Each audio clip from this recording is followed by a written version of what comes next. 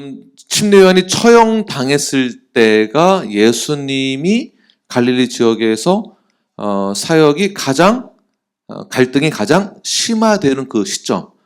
그때 침례 요한이 겪고 있었던 그 모든 과정들이 나타내고 있는 것이 무엇인가? 요한복음 1장 23절 보게 되면 가로되 나는 선지자 이사야의 말과 같이 주의 길을 곧게 하라고 광야에서 외치는 자의 소리로라 하니라. 주의 길을 곧게 하는 자가 바로 침례 요한이고요. 침례 요한이 지금까지 예수님보다 더 먼저 앞서서 하셨던 일들이 있죠. 했던 일들이 선지자로서 메시아의 길을 예비하였으며 어떤 메시아를 통해서 이스라엘이 회복될 것이며 그리고 회개를 선포했던 자가 바로 침례 요한입니다. 그리고 나서 오늘 본문의 내용은 헤롯이 침례 요한을 처형했던 사건들을 다시 한번 들춰내게 되거든요. 이것을 상징하는 의미가 있습니다. 결국 침례 요한의 삶과 죽음 전체가 예수님의 모형을 말해주고 있는 것이죠. 침례 요한이 투옥되고 비참하게 죽어가는 그 모습이 예수님의 순환을 상징하게 되는 것이다. 예수님의 십자가의 죽음을 예표하는 것이다 라고 볼 수 있습니다. 여기서 중요한 것은 오늘 본문 이후부터 그러니까 침례 요한의 죽음 이후부터 예수님은 본격적으로 스스로를 당신이 메시아이심을 공개적으로 드러내는 것인데 그러면서 메시아로서 죽음을 준비하는 그런 모습을 오늘 본문 이후로 이제 나타나게 됩니다. 그렇다면 왜 예수님은 이러한 십자가의 고난을 받으셔야만 했던 것일까? 왜 그럴까요? 예수님이 그리스도이시고 메시아이심을 모르는 이들 때문에 결국 십자가에서 죽으신 것입니다. 그들을 위해서죠.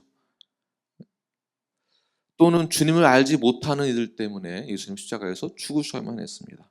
오늘 본문에서도 예수님을 알지 못한 이들이 등장하게 되는데 1절과 2절 말씀을 함께 읽겠습니다. 시작. 그때 분봉왕 헤롯이 예수의 소문을 듣고 그 신하들에게 이르러 이는 침례 요한이라 그가 죽은 자 가운데서 살아났으니 그러므로 이런 능력이 그 속에서 역사하는도다 하더라. 분봉왕 헤롯이 예수님에 대한 소식을 듣게 됐는데요. 예수님이 행하신 기적과 이적 그리고 그의 메시지를 들었을 때에 예수님의 신적 왕적 그 능력을 보고도 메시아에 대한 개념을 갖지 못했습니다. 그러니까 믿지 않는 거죠. 구원자에 대한 개념이 없습니다. 죄에 대한 개념이 없다 보니까 헤롯과 신하들이 뭐라고 말을 하는가? 예수님이 기적을 행하신 것을 보고 듣고서는 이렇게 말을 하죠. 이는 침례 요한이라 그가 죽은 자 가운데에서 살아났다. 그러니까 예수님이 내가 죽였던 침례 요한이라는 것이에요. 그가 부활해서 더 놀라운 능력을 가지고 다시 부활해서 나를 해치려 하는구나라고 느꼈다라는 것입니다. 자, 이것이 그들의 신앙 고백입니다. 그러니까 부활 신앙도 그들에게 있었다라는 것이에요. 결국은. 그렇다면 어떤 부활 신앙인가? 예수님이 유일한 구세주로서 신앙 고백, 부활하신 예수님 그런 신앙 고백이 아니라 다른 부활한 어느 선지자 중에 한 사람으로 보는 부활 신앙인 것이죠. 그러니까 잘못된 부활 신앙, 잘못된 가치관, 잘못된 성경적 이해가 이러한 잘못된 신앙 고백을 하게 된다는 것입니다. 아마도 헤롯과 신하들 역시 바리새인적인 부활관을 믿었던 것 같습니다. 그러다 보니까 자신이 살해한 침례 요한이 다시 부활해서 더 강력한 능력을 가지고 다시 부활해서 나에게 나타났다. 이런 미신적인 사고를 갖고 있는 것이죠. 그렇다고 해서 바리새인들이나 사두개인은 아예 부활을 믿지 않았는데 그렇다고 해서 구약에서는 부활에 관련되어 있는 메시지가 선지자의 선포가 없었는가? 그렇지 않습니다. 이미 부활에 대한 여러 가지 예언들이 있습니다. 다니엘서나 욥기서나 호세아서나 기타 등등 여러 곳에 부활된 것을 계속 말씀하고 있었음에도 불구하고 바리새인들과 사두개인들은 잘못 믿었다라는 것이에요. 사두개인은 믿지 않았고 바리새인들은 부활을 믿되 잘못 이해를 하고 있었던 것이고요. 다시 말해서 성경적 개념, 부활에 대한 개념, 심판에 대한 개념, 메시아에 대한 개념, 그러한 이해가 없으면, 그 말씀과 예언을 잘못 받아들이면, 예수를 받아들일 때 잘못된 가치관으로 이해하게 되므로 이제 이단에 빠지게 되는 것입니다. 또는 충분히 예수 그리스도의 기적과 이적이 신적, 왕적 권능이 나타났음에도 불구하고 예수님 메시아임을 믿을 수밖에 없는 그 상황 속에서도 믿지 않는 의도적인 것이 있다는 것이죠. 그 의도가 무엇입니까? 인간의 이기적인 것과 자만, 교만함, 욕심, 욕망 때문에 거절하는 것입니다. 그러니까 예수님을 의도적으로 거부하는 것이죠. 초자연적인 능력, 이것을 두나미스라고 하는데, 두나미스가 그렇게 눈앞에 펼쳐지고 있음에도 불구하고 우리 우리 말씀에서 뭐라고 배웠습니까? 그들은 뭐라고 부릅니까? 바알세불의 힘을 도움받아서라고 표현하죠. 그러니까 예수님의 능력을 믿지 않는 것이에요. 바알세불이라고 말을 합니다. 그것도 종교 지도자들이. 그러니 바리새인들의 부활관에 영향을 받은 헤롯은 예수님에 대한 올바른 이해가 없으니까 올바른 믿음도 없는 것입니다. 이것이 잘못된 가치관과 오늘날의 잘못된 교회론을 배운 성도들, 기독론, 그러니까 예수님에 대해서 잘 이해가 없는 분들, 이런 분들이 믿기는 믿는 것 같은데 허투루 믿는 것입니다. 예수님에 대한 이해가 없으니까, 메시아로 보지 못하니까 부활에 대한 잘못된 이해, 그러니 잘못된 가치관이 형성되어지므로 온전한 믿음을 갖지 못하게 되는 것이죠. 그로 인한 잘못된 신앙 고백이 나타나게 되는 것입니다. 그러므로 우리는 성경에 대한 이해를 갖는 것이 굉장히 중요합니다. 그래서 강해 설교가 그래서 중요하다는 거죠. 강해 설교가 중요하고, 제자 삼는 것, 제자 훈련, 성경 공부하는 것, 교리를 아는 것, 우리 신학적, 성경적 신학을 이해하는 것, 이것이 굉장히 중요하다는 거죠. 뉴라이프 성도들이 성숙해진다라고 했을 때, 영적 성장이 일어난다고 했을 때 어떤 희한한 것만 보지 마시고 어떤 초자연적인 것만 기대하지 마시고 성화를 위한 삶을 살기 위하여서, 예수님은 누구신지를 알기 위하여서 성경을 깨닫고 성경을 읽고 주님 앞에 나아가시는 저와 여러분이 되기를 간절히 축원합니다. 그래야 우리가 이 세상에서 빛과 소금 역할을 감당할 수 있는 것입니다. 그래야 지상태의 명령을 온전히 준행할 수 있는 것입니다. 말로만 하는 게 아니고요, 실제로 우리가 훈련 받은 대로, 우리가 살아내고 있는 대로 그대로 제자를 삼고 전하는 것입니다. 여기에 관심이 많은, 이것을 실행하는 교회가 건강한 교회입니다. 이런 교회가. 침례요한 역시 이러한 기독교적인 가치관, 예수님에 대한 확신이 있었기 때문에, 잘 이해하고 있었기 때문에, 부활에 대한 이해가 성경적으로 잘 정립이 되었기 때문에 우리를 위해서 죽으시고 부활하시고 승천하셔서 다시 오실 예수 그리스도가 메시아이심을 믿기 때문에 그가 목숨을 걸고 복음을 선포했던 것이고 회개하라고 증거했던 것입니다. 그리고 죽음도 두려워하지 않았던 것입니다. 침례 요한이 어떻게 순교했을까요? 참 얼토당토않게 순교를 당하게 되는데, 이것은 영화에서나 등장하는 스토리이죠. 3절과 4절 말씀을 함께 읽겠습니다. 시작.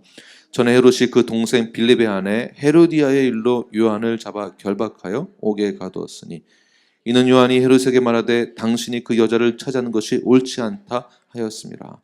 침례 요한이 헤롯이 저지른 그 죄에 대해서, 그거 죄입니다, 그렇게 하지 마십시오, 책망을 했습니다.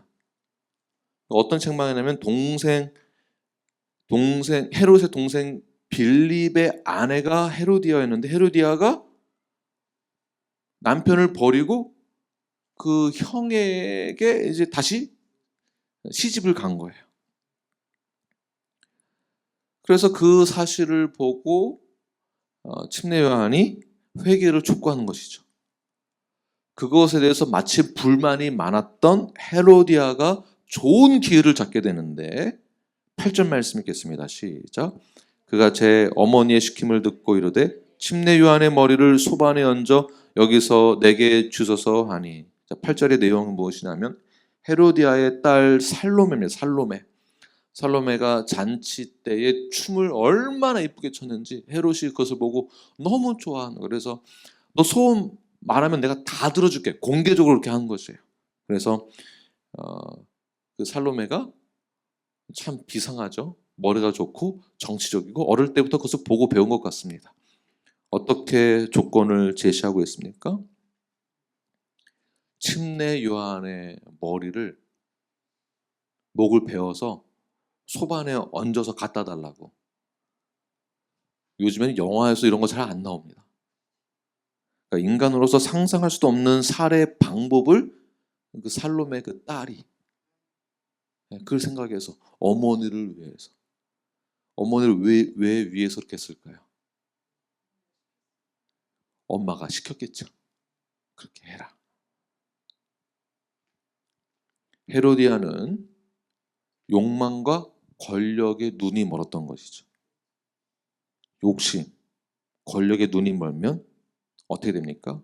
결국 전 남편을 버리고 헤롯에게 갔던 것처럼 헤롯에게도 똑같은 것을 또 요구하게 될 것입니다.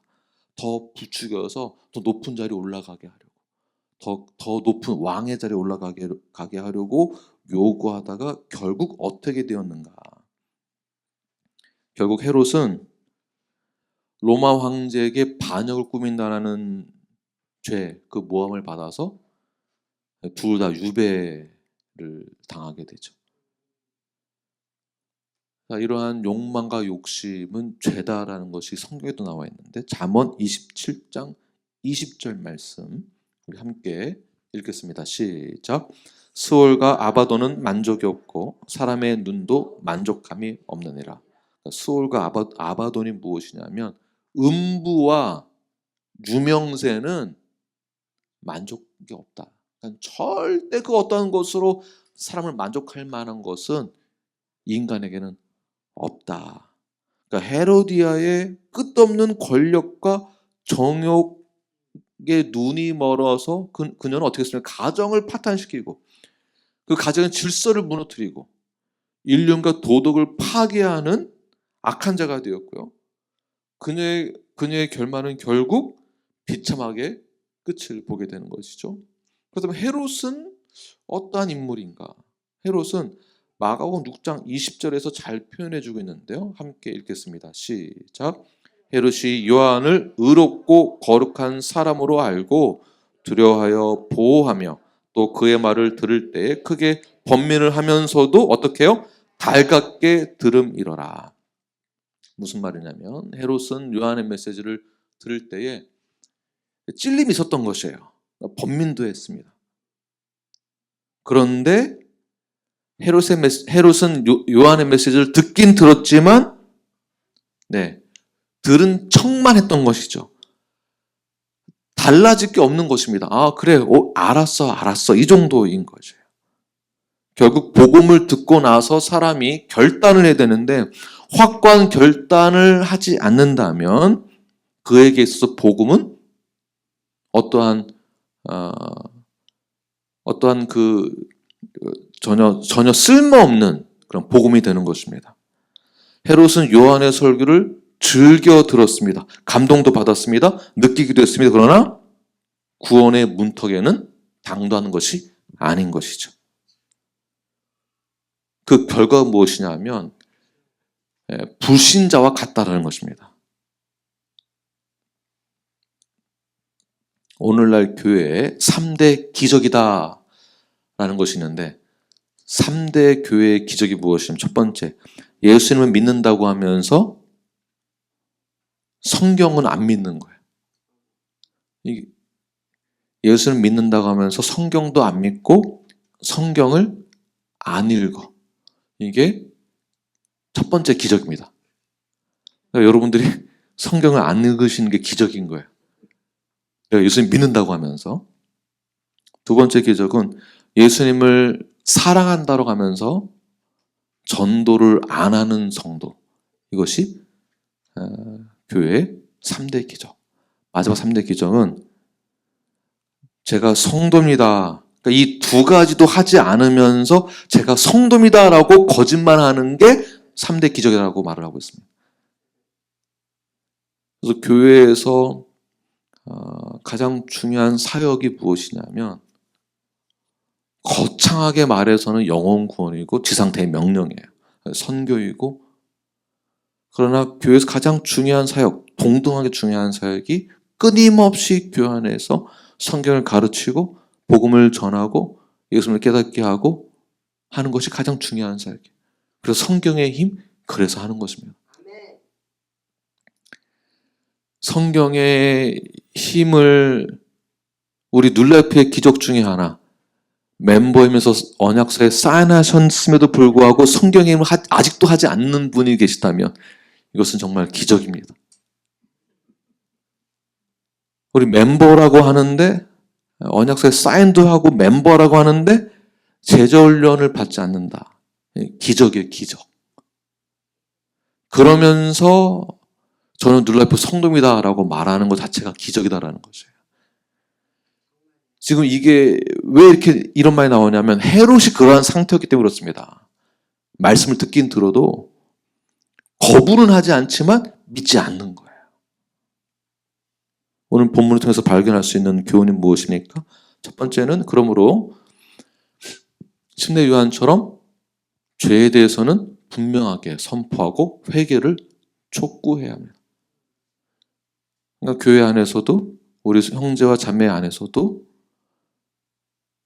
회개를 촉구해야 될 그러한 내용이 있다면 우리 교회 안에서도 회개를 촉구하는 것입니다. 만약에 그것을 기분 나빠한다면 헤롯과 그의 아내가 했던 것처럼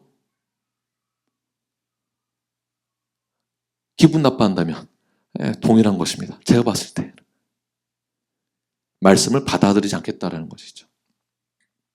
나는 죄가 없다라고 말하는 것이겠죠. 비록 회개를 촉구한다고 해서 우리가 침례 요한처럼 죽임을 당하는 것은 아니겠지만 여러 가지 음해와 비난을 받을 수 있습니다. 그럼에도 불구하고 어떻게 되겠습니까? 우리는 회개를 촉구해야 하는 것입니다. 이 목 잘라서 소반에 얹는 것은 오늘날 없지만 그렇다고 해서 그냥 방관하고 있다면, 내가 말을 하지 않는다면, 좋은 게 좋은 거로 간다면 그건 역시 그들이 하는 죄를 범하는 것과 동조하게 되는 것입니다. 이거 굉장히 중요한 거예요. 성경에서 나와 있어요. 마태복음 12장 30절. 함께 읽겠습니다. 시작. 나와 함께 아니하는 자는 나를 반대하는 자요, 나와 함께 모으지 아니하는 자는 해치는 자니라. 이게 무슨 뜻이겠습니까? 복음 앞에 온전히 서 있는다라는 것은 예수님이 하셨던 말씀을 그대로 준행하는 자여야만 한다는 것이에요. 그러니까 중간지대가 없다라는 것입니다. 그러니까 보통 여러분들이 하시는 말씀이 뭐냐면 제가 어떻게 말을 해요? 그렇게 말하면 삐져요. 저한테 화내요. 저만 오해받아요. 그렇다고 여러분 회개를 촉구한다고 해서 가가지고 막 으악! 막 이렇게 하는 얘기가 아니에요. 이런 얘기가 아니에요. 정말 사랑을 근거로 하여서 사랑의 마음으로 정말 우리 형제자매가 돌아오고자 하는 뜻에서 회개를 촉구하고 죄를 죄라고 알려줘야 하는 것이지 그냥 막 가서 승질내라는 얘기가 아닙니다. 그렇다고 말을 이제 안 한다면 그들이 하는 것을 동조하거나 나도 당신의 뜻과 동의한다는 뜻이 되는 것입니다. 그래서 말을 안 하는 게 좋은 게 아닌 거예요. 말을 해야 합니다. 어려워요. 저의 원래 성향은 내성적이고 좋은 게 좋은 거라고 말을 안 하고 봤어도 못 본 척합니다. 나 아무것도 못 봤다고. 알아도 모른다고 합니다. 원래 저 성향이 원래 그래. 근데 성경을 깨닫고 나니까 그게 아니구나. 내가 동조하게 되는 거구나. 나도 똑같은 사람이 되는 거구나. 그래서 아닌 거는 아니라고 말을 하는 담대함이 생기게 되는 것이죠. 이런 담대함은 누가 주는 것일까요? 성령님이 주시는 것입니다. 김 목사가 갑자기 이렇게 해가지고 어떻게 돼서 하는 게 아니라 성령이 주시는 힘과 담대함으로 말씀을 그렇게 선포할 수 있는 것입니다. 두 번째는 말씀을 멀리하고 진리를 사모하는 마음이 없다면 반드시 범죄가 일어나게 됩니다. 그러므로 말씀을 사모하고 말씀을 듣고 말씀을 선포해야 하는 것입니다. 헤로디아와 헤롯의 관계를 잘 보십시오. 올바른 관계로 시작된 것이 아닙니다. 그런데 어떤 분들은 자기 자신을 합리화시키면서 하나님이 맺어주시는 관계라고 뻑뻑 우기는 분들이 있습니다. 그러나 그들의 결말을 보게 되면 딸도 동일하게 악행을 저지르게 되죠. 그 결과 말씀에 멀어져 있는, 말씀을 받아들이지 않는 자들은 결국 침례 요한을 죽이는 살해의 범죄를 일으키게 됩니다. 자, 그러므로 말씀 앞에 나아오는 것, 이런 훈련을 받는 것, 예배의 자리에 나오는 것. 다시 한번 말씀드리겠습니다. 줌으로는 이 예배를 대신하는 게 아닙니다. 움직이지 못하고 걷지 못하고 잘 보이지 못해서 어쩔 수 없이 못 나오시는 분들을 위해서 줌으로 이제 대체하는 것이지, 줌에 참여했다고 해서 예배를 드렸다는 것을 대체할 수 없는 것입니다. 그러니까 모이는 데에 의미가 없는 거예요. 그러니까 모여서 제자 훈련이란 말씀만 듣는 것뿐만 아니라 말씀을 듣는 자들이 내가 본을 어떻게 보이고 있는가가 그 제자 훈련이에요. 본을 보이고 그 본을 받는 자가 있어야만 제자 훈련이 되는 것이지, 말씀 듣는 것만 가지고도 안 됩니다. 그러니까 듣는 걸로만 한다면은 그냥 유튜브 집에서 들으시면 돼요. 다른 목사님 거. 그러니까 그게 좀 아니다라는 것이, 우리는. 그러므로 말씀 듣는다는 것은 예배 자리에 나와서, 그리고 훈련받는다는 것은 뉴라이프 공동체의 제자 훈련의 자리에 나와서 거기서 함께 말씀 나누고 동일하게 실행을 하고 또 권면도 받고 권면을 하기도 하고 본이 되어지고 본을 받기도 하고, 이렇게 이런 순차적으로 잘 이루어져 가는 것이 올바른 것입니다. 세 번째는 말씀과 모순되는 이중적인 태도를 버려야 합니다. 헤롯은 침례 요한이 의롭고 거룩하고 좋은 사람이고 좋은 말씀을 나에게 준다라고 듣긴 들었지만, 번미도 느끼긴 했지만 말씀을 믿지는 않았습니다. 복음을 받아들이지는 않았습니다. 그리고 동시에 여전히 침례 요한의 메시지를 들었다고 한다면 침례 요한을 옥에 가둬서는 안 되는 것이죠. 그러나 여전히 옥에 가두고 있었다라는 것은 다른 사람들의 기대에 부응하기 위해서, 그리고 목을 자르라고 명령했다는 것은 다른 사람들로부터 환심을 사기 위해서 자신의 의지와 상관없이 또 이런 범죄를 저지르게 된 것이거든요. 그러니까 믿는 척하면서 뒤에서 할 거는 다 안다라는 뜻이에요. 결국에는 우리가 성도로 간다면, 건강한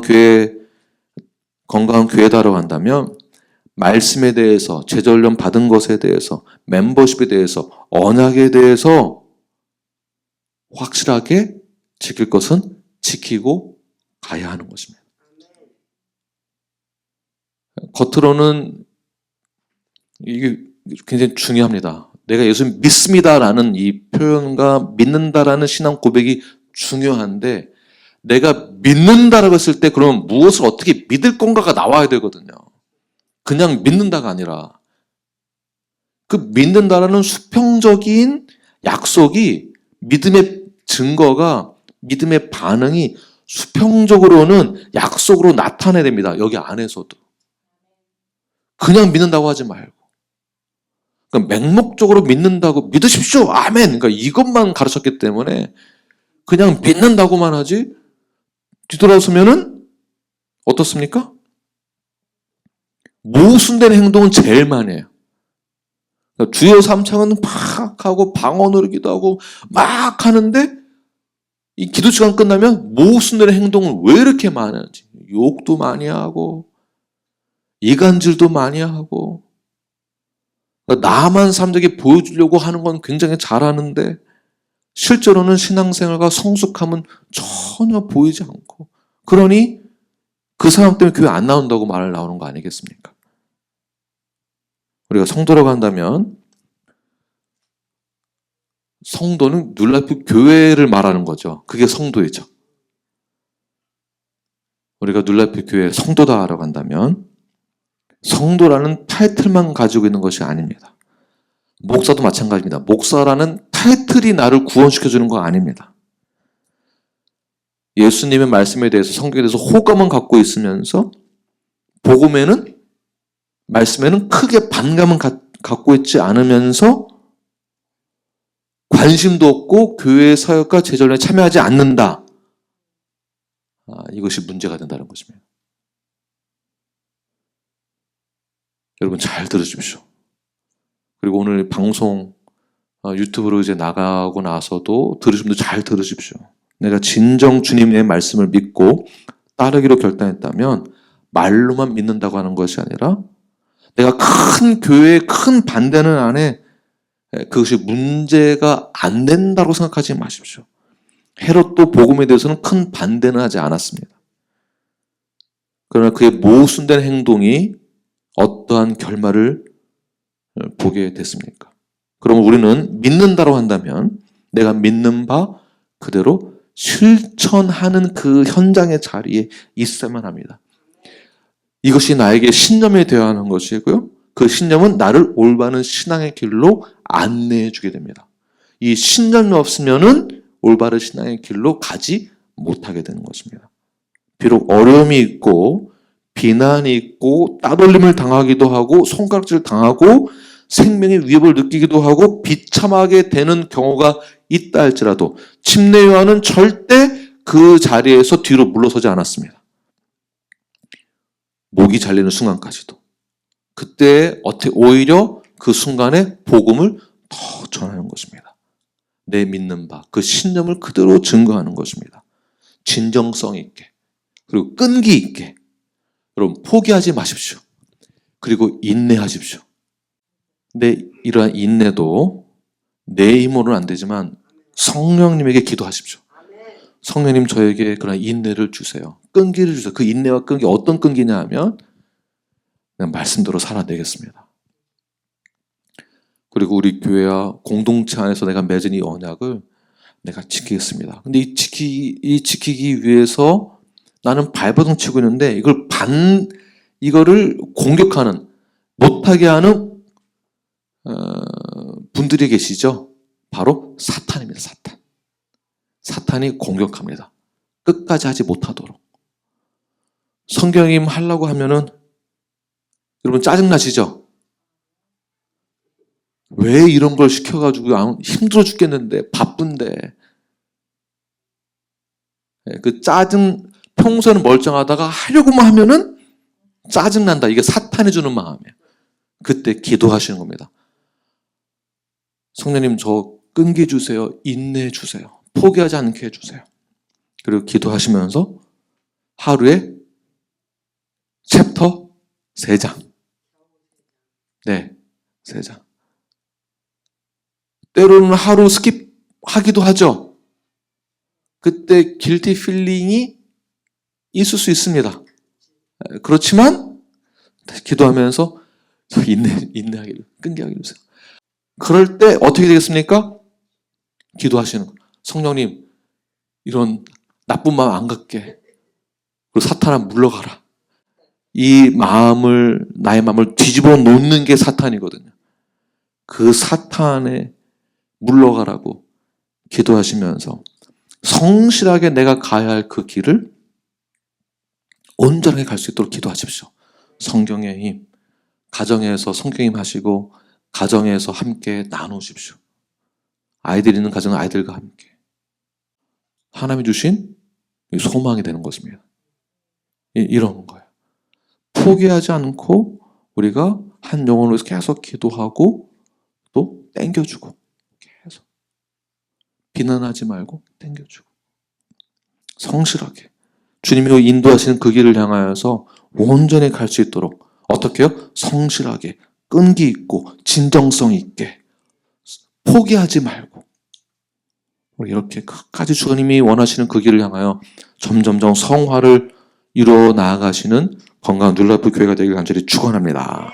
기도하시겠습니다.